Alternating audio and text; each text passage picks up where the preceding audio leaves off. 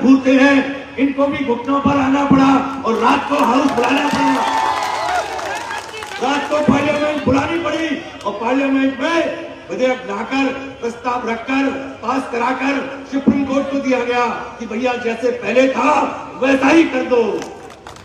तो मेरे दोस्तों, मेरे नौजवानों, मेरे बुजुर्गों, आज संघर्ष तो हो रहा है, संघर्ष हो रहा है, लेकिन संघर्ष से जब तक संगठन नहीं बनेगा, जब तक संगठन नहीं बनेगा तो सत्ता नहीं मिलेगी, और सत्ता नहीं मिलेगी तो सरकार के खजाने की चाबी हमारे हाथ में नहीं होगी, तो हमारा विकास नहीं हो पाएगा।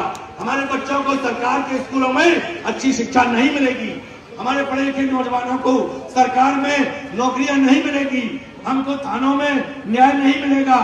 हम लोग बाबा साहब डॉक्टर भीमराव अंबेडकर जी के अनुयायी हैं।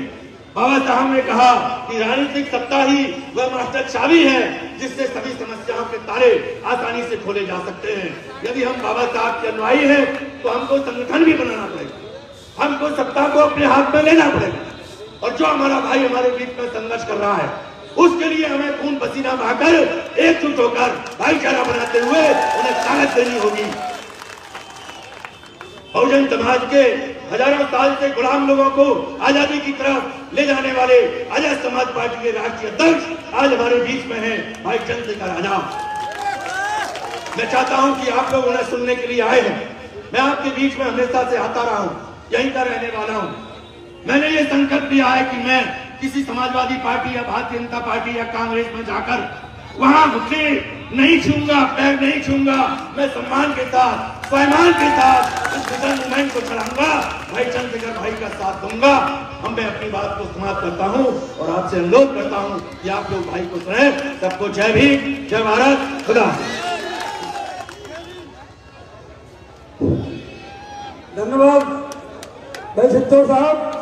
साथियों, अभी आपने माननीय चित्तौड़ साहब के जोशीले भाषण, जोशीले ख्याल सुने और उन्होंने कम समय में ही सारी बातें आपके समक्ष रखी।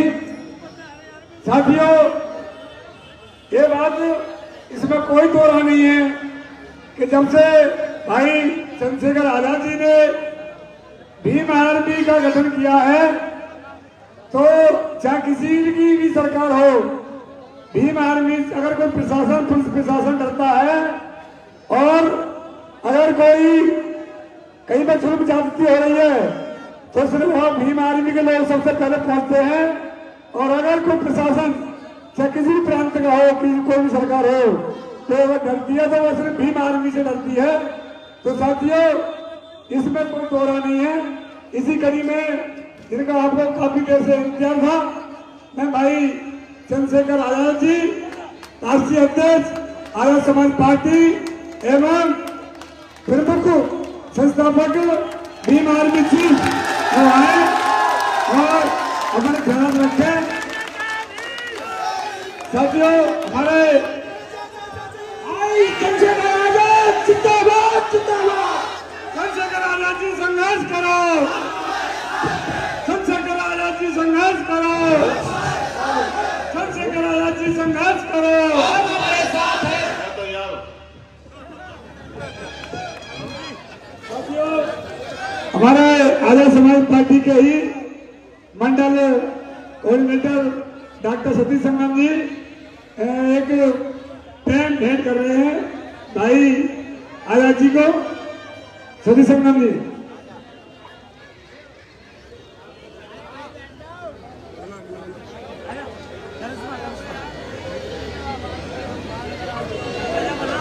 सम्मानित साथियों, आज टेढ़ी बगिया की इस पावन धरती पर फिर से एक इतिहास लिखा जा रहा है। सबसे पहले सर्वप्रथम माननीय काशीराम जी टेढ़ी बगिया पर आए थे। उस समय हमारे सम्मानित समाज के श्याम प्रकाश मोदी जी ने एक कलम भेंट की और उस कलम ने उत्तर प्रदेश में चार बार इतिहास लिखा था। आज वो इतिहास दोहराया जाएगा। ये कलम अपनी टीम के कप्तान आजाद समाज पार्टी के राष्ट्रीय अध्यक्ष बहुजन समाज के मसीहा उनको यह भेंट कर रहा हूँ। इससे इस देश का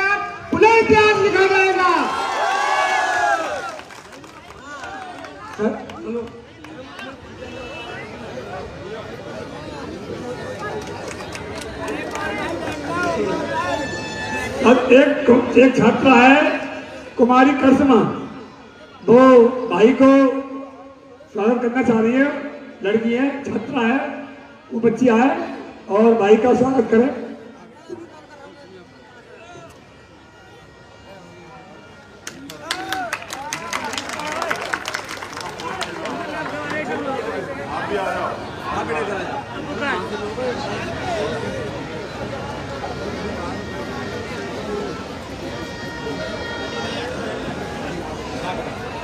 साथियों, आप शांति बनाए रखें, इनका आपको इंतजार था। भाई बहुत ही अपना कीमती समय निकाल करके आपके बीच में आए हुए हैं। भाई चंद्रशेखर आजाद जी,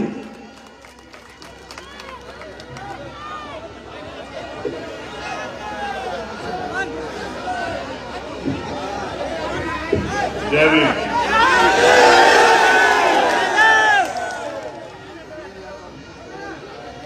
सर्वप्रथम तो यहाँ की टेढ़ी बगिया जो ये एक महत्वपूर्ण स्थल है, यहाँ की जो कमेटी जिन्होंने ये इतना महत्वपूर्ण प्रोग्राम रखा और मुझे भी अवसर दिया यहाँ बुलाने का, मुझे बुलाया यहाँ, आप लोगों को भी अवसर दिया कि हम लोग बात कर सके। मैं उस पूरी कमेटी का, उस कमेटी के अध्यक्ष श्याम प्रकाश बोधी जी का धन्यवाद करता हूँ। उसके साथ साथ इस मंच पर उपस्थित विभिन्न दल संगठन पार्टियों से जुड़े हुए सभी सम्मानित साथियों का भी मैं धन्यवाद करता हूँ।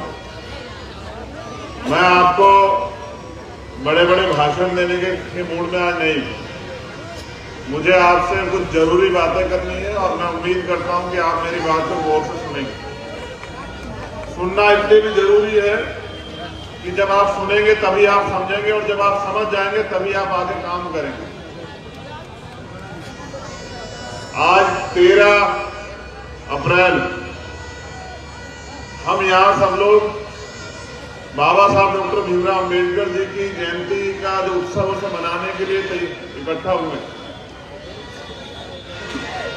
लेकिन अगर आप इस पूरे महीने को देखोगे तो शायद आपको एहसास होगा कि इस पूरे महीने में महापुरुषों ने जन्म लिया, और अगर जन्म नहीं लिया तो उनकी शहादतें हुई हैं, उनको वो शहीद हुए, उनका परिनिर्वाण हुआ। तो अपनी बात को शुरू करते हुए करुणा के सागर तथागत गौतम बुद्ध, संत शिरोमणि सतगुरु रविदास जी महाराज, भगवान वाल्मीकि महाराज, गुरु नानक देव, संत कबीर, आप सभी गुरुओं संतों को नमन करते हुए परम पूजनीय विश्व रत्न डॉक्टर बाबा साहब भीमराव अम्बेडकर जी की 131वीं जयंती के उपलक्ष्य में रखा हुआ यह प्रोग्राम। साथियों, इसी महीने में राष्ट्रपिता ज्योतिबा फूले जो शिक्षा के क्रांति के अगर दूत हुए, जनक हुए, उनकी भी जयंती थी बाबा साहब अम्बेडकर से 3 दिन पहले 11 अप्रैल को। इसी महीने में सम्राट अशोक की भी जयंती थी। इसी महीने में आज आरक्षण के पिछड़े वर्ग के लोगों को आरक्षण मिले, इसके जो जनक, जिनको जो मंडल कमीशन के आयोग, मंडल आयोग के जो अध्यक्ष थे बीपी मंडल जी की आज जो है परिनिर्वाण दिवस भी।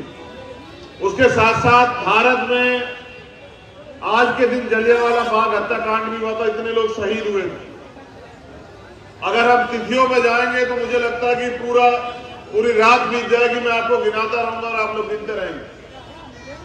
लेकिन उससे भी आगे बढ़ के वर्तमान के जो हालात, उन हालात में चर्चा बहुत जरूरी है। हम लोग यहाँ इकट्ठे हुए, मैंने, हमारे साथियों ने बाबा साहब के चित्र पे माल्यार्पण किया, पुष्प चढ़ाए, हम लोगों ने अच्छे अच्छे भाषण दिए और हम लोग घर चले गए। इससे कुछ नहीं बदलेगा। हमें महापुरुषों के अगर विचारधारा पे जब तक हम लोग नहीं चलेंगे, महापुरुषों के रास्ते पे हम नहीं चलेंगे, तब तक उनकी जयंती मनाने का कोई मतलब नहीं बैठता। मैं तो धन्यवाद देता हूं आगरा के लोगों का। बाबा साहब तो आगरा की धरती पे रोए भी थे और यहां से पूरी दुनिया में रहने वाले अपने अनुयायियों को संदेश भी देके गए।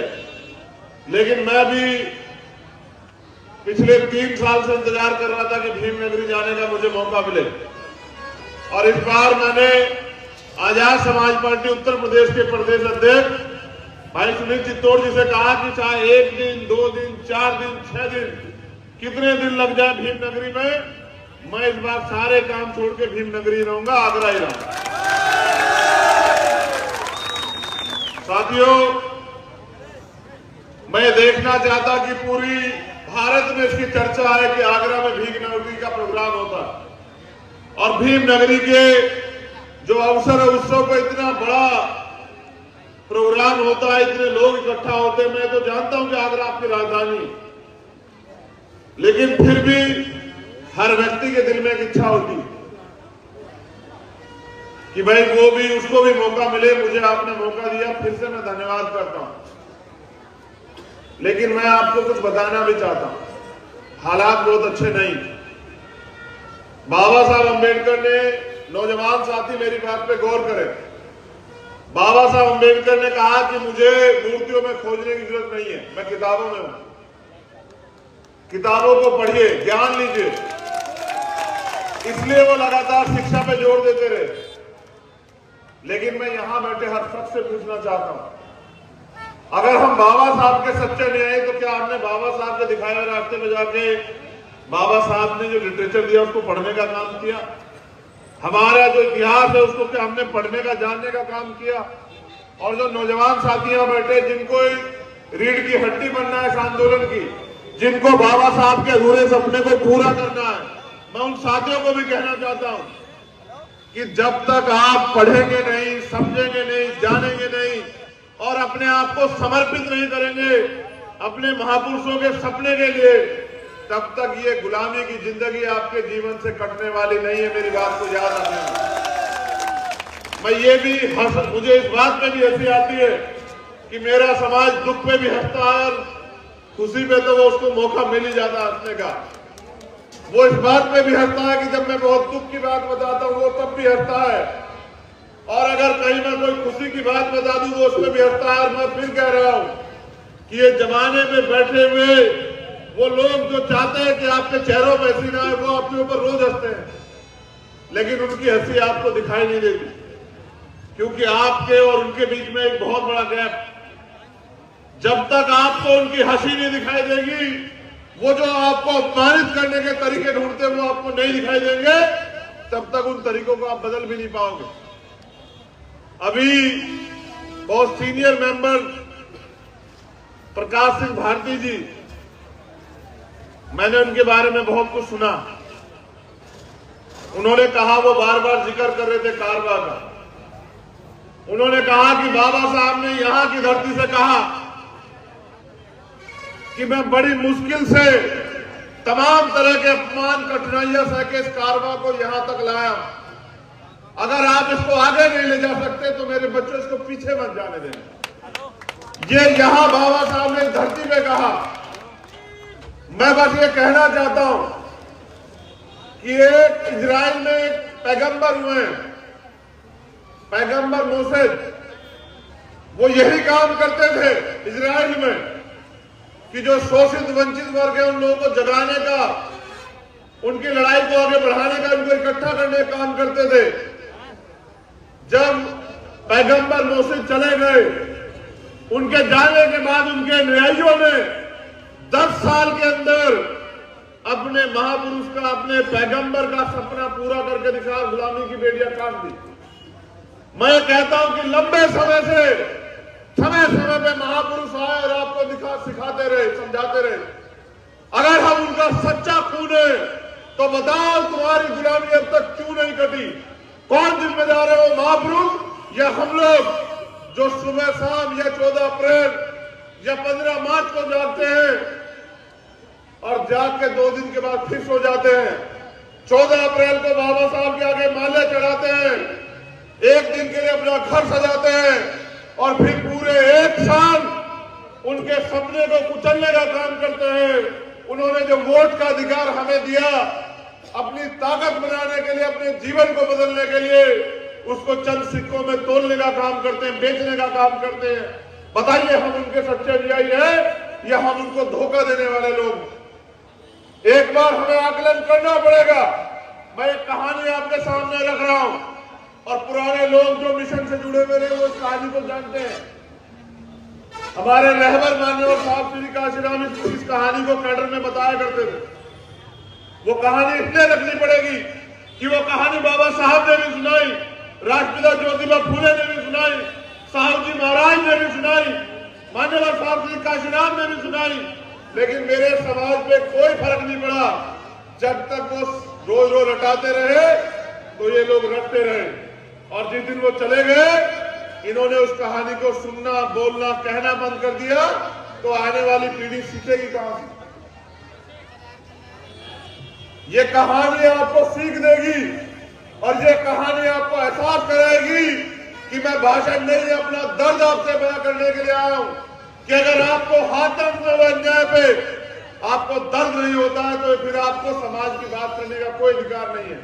मैं गया था अभी पाली, राजस्थान में, आप सब लोगों ने देखा होगा, और जो मैंने राजस्थान में जाके देखा, मेरे शरीर का कोई हिस्सा ऐसा नहीं जो दर्द से चिल्ला ना रहा हो। जब मैंने जितेंद्र मेघवाल के परिवार से अपनी 4 बहनों को सुना, उन्होंने मुझसे क्या कहा मैं आपसे बयां कर रहा हूं।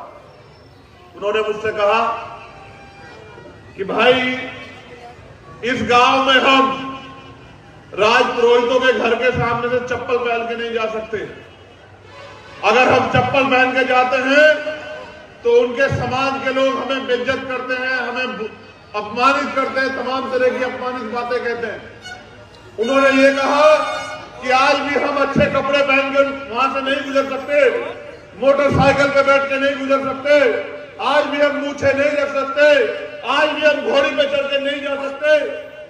तो मैं आगरा में खड़े होकर कहूं कि हम बहुत ताकतवर हैं, तो ये मजाक है। क्योंकि जितेंद्र मेघवाल का परिवार भी मेरा है और ये जो परिवार यहाँ बैठा ये भी मेरा है, जो इस मंच पे बैठा ये भी मेरा है। और अगर पूरे देश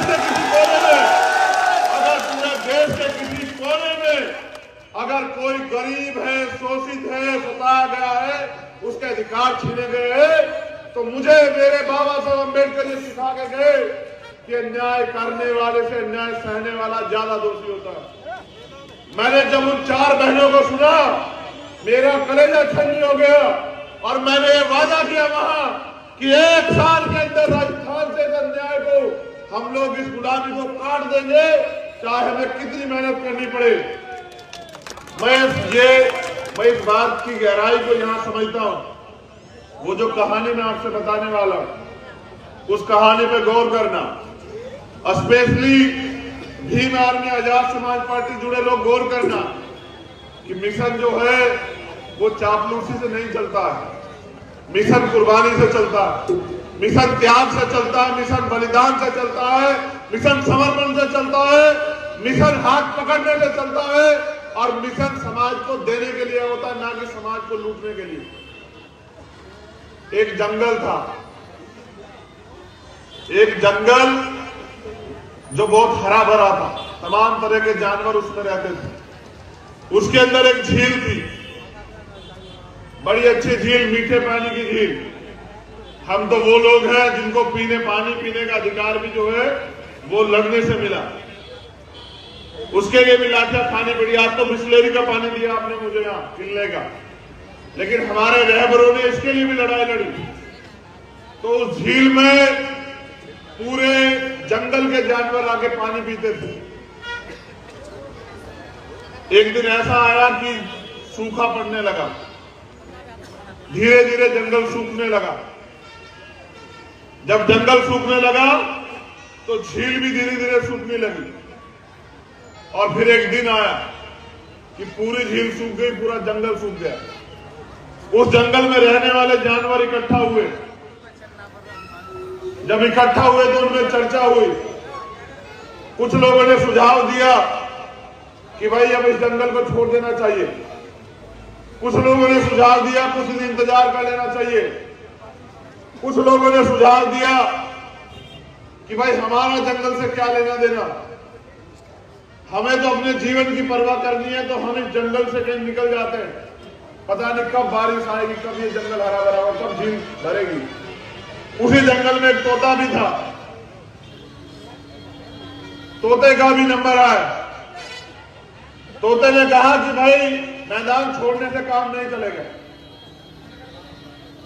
मैदान छोड़ने से काम नहीं चलेगा, हमें कोई ना कोई तरकीब निकाल के अपने जीवन को सुरक्षित करने का और इस जंगल को हरा भरा करने का तरीका ढूंढना पड़ेगा। सब लोगों में चर्चा हुई कि उस जंगल में ही एक पवित्र जगह थी। जैसे ये आगरा की धरती है ना, ये टेढ़ी बगिया जो एक पवित्र जगह है, ये जो अम्बेडकर पार्क या वो जो जगह, वो जो जहां बुद्ध विहार है, जहां बाबा साहब अम्बेडकर खुद आए थे, जहां उनकी अस्थियां रखी हुई है, चक्की पाट वाला जो है, ऐसी एक पवित्र जगह थी।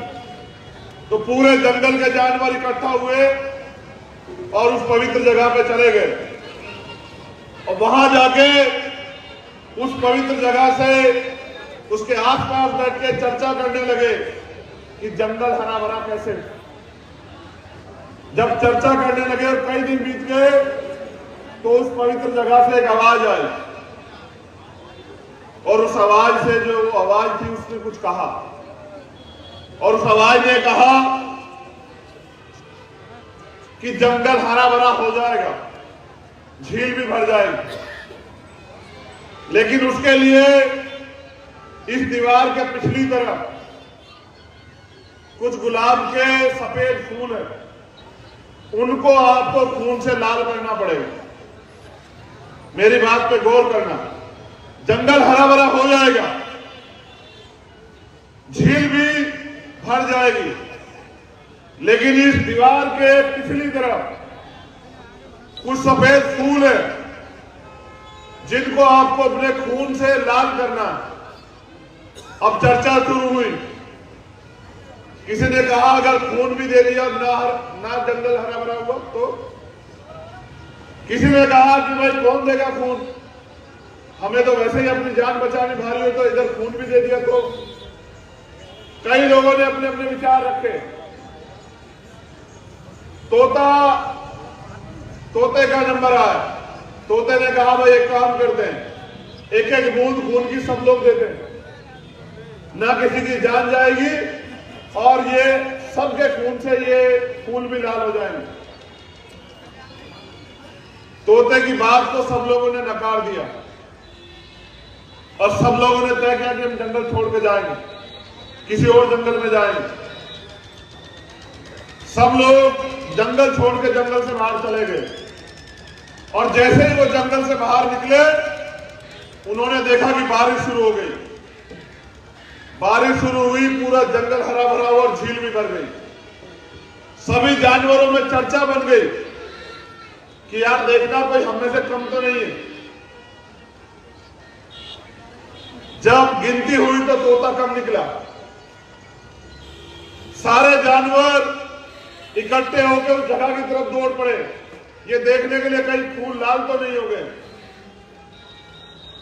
और जब पूरा समूह बनके उस जगह पे पहुंचा जहां पे सफेद फूल थे, तो उन्होंने देखा कि भाई एक फूल जो है वो लाल था। क्योंकि तोते में जितनी हिम्मत थी, तोते ने अपनी गर्दन यहां से अलग की और उस फूल के ऊपर लेट गया। वो जितना उसके अंदर खून था, उस खून की बदौलत वो एक फूल लाल हो पाया और उस एक फूल के लाल होने से वो पूरा जंगल हरा भरा हो गया और झील फिर भर गई। तो जब वो सारा समूह वहां पहुंचा, अब मेरी बात पे गौर करना, आज के हालात बिल्कुल ऐसे ही हैं। श्याम प्रकाश जी, आज के हालात बिल्कुल ऐसे हैं कि एक ने कहा कि भाई तोते ने बहुत बहादुरी का काम किया है, मैं इनके सम्मान में कविता लिखूंगा। एक ने कहा भाई मैं तो तोते ने बहुत बलिदान का काम किया है, मैं इनकी समाधि बनाऊंगा। तीसरे ने कहा भाई तोते ने बहुत बड़ा काम किया है, मैं इनकी मूर्ति लगाऊंगा। एक कहने लगा कि भाई तोते का बलिदान भूला नहीं जा सकता, मैं भंडारा कराया करूंगा। एक ने कहा ये तारीख याद रहेगी, हम इस तोते की जो है परिनिर्वाण दिवस बनाया करेंगे। और सबके सब जो है अपनी बात को इस तरह कहते गए। मैं इस कहानी के सार पे आता हूं।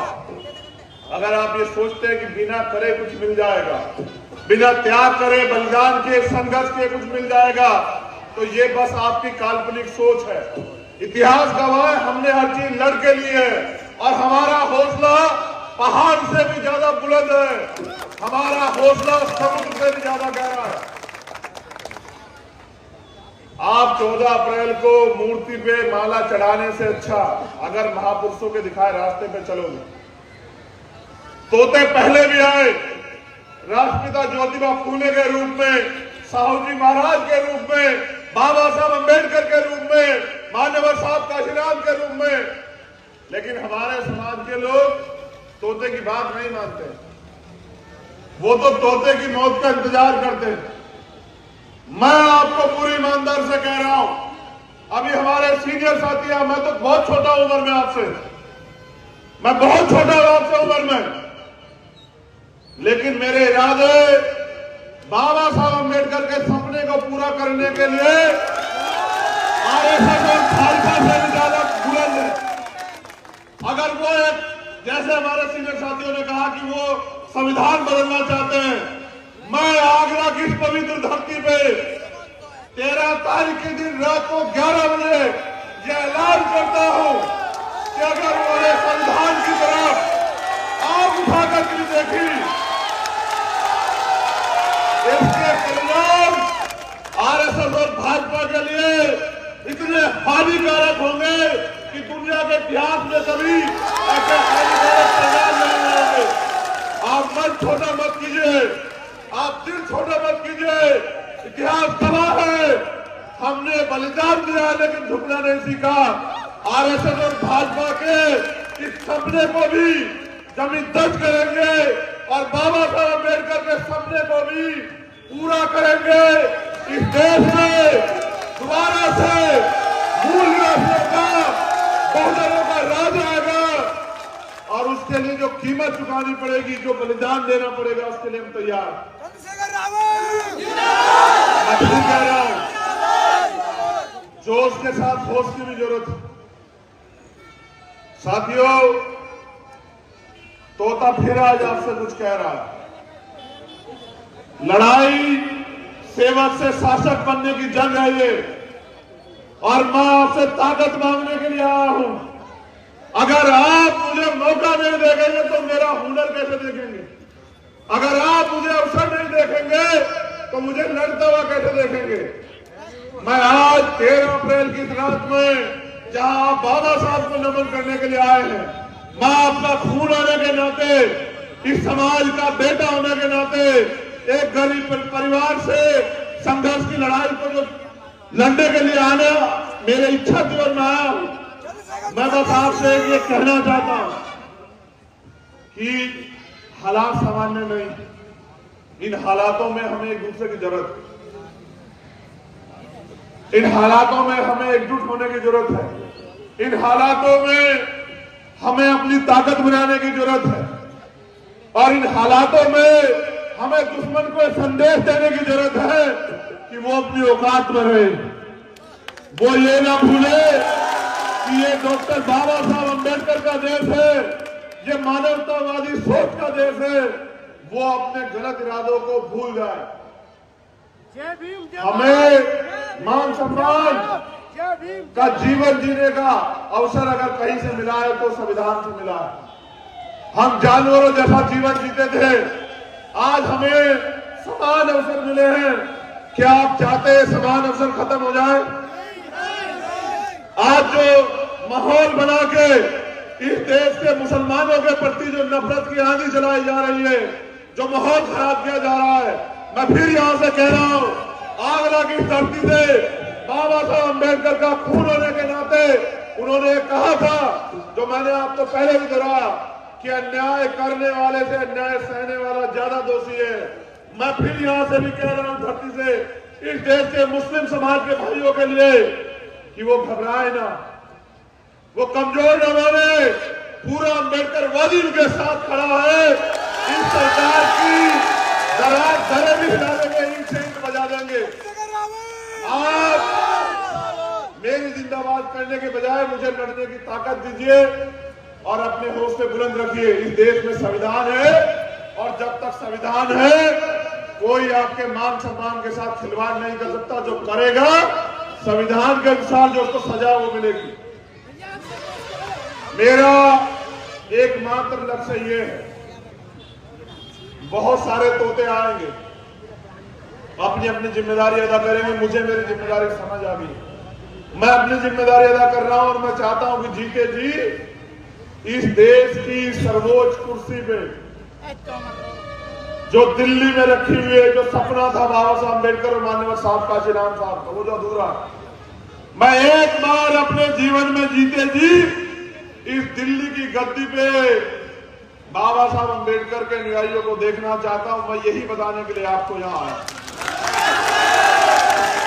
मैं जीती जिंदगी खुली आंखों से जो सपना हमने देखा है कि बाबा साहब ने जो रोते हुए कहा था आगरा में कि मुझे मेरे पढ़े लिखे लोगों ने धोखा दिया, मैं बाबा साहब का जो अधूरा सपना है आप सबके सामने इस बात की गवाही दे रहा हूं कि उस सपने को पूरा करने के लिए अपने लहू का एक कतरा जो है इस आंदोलन में समर्पित करने के लिए तैयार हूं। और मुझे कोई फर्क नहीं पड़ता, मैं फिर कह रहा हूं, मुझे कोई फर्क नहीं पड़ता कि लड़ाई कितनी लंबी हो और कितनी कठिन हो, कोई फर्क नहीं पड़ता, क्योंकि हमारा एकमात्र सपना यही है कि बहुत दिन हो गए इन शोषितों को आंसू बहाते, इन शोषितों को रोते चिल्लाते, लेकिन इनके आंसू किसी ने नहीं पूछे। अब इन शोषितों को अपनी लड़ाई को मजबूत करने के लिए खड़ा होना पड़ेगा। अब इनको जिम्मेदार बनना पड़ेगा, अब इनको ताकतवर बनना पड़ेगा, अब इनको अपने देश की बागडोर अपने हाथ में लेनी पड़ेगी, तब जाके देश में भाईचारा कायम होगा। तो बहुत बहुत धन्यवाद दोबारा से सम्मानित साथियों का, भीम आर्मी आजाद समाज पार्टी के पदाधिकारियों साथियों का, यहाँ की सभा के जो आज के अध्यक्ष हैं उनका, यहाँ उपस्थित हमारी तमाम बहनों का, माताओं का, बच्चियों का, नौजवान साथियों का धन्यवाद करता हूँ और आपसे अपील करता हूँ कि समय बहुत कम है, थोड़ा जोर लगा दो, कुछ को मैं जगाता हूँ, कुछ को आप जगा दो। बहुत बहुत धन्यवाद। जय भीम, जय भारत, जय मंडल, जय संविधान। और 14 अप्रैल की बाबा साहब अम्बेडकर जी की जयंती की आप सब लोगों को बहुत बहुत बधाई। आप सबका मंगल हो। बहुत बहुत धन्यवाद।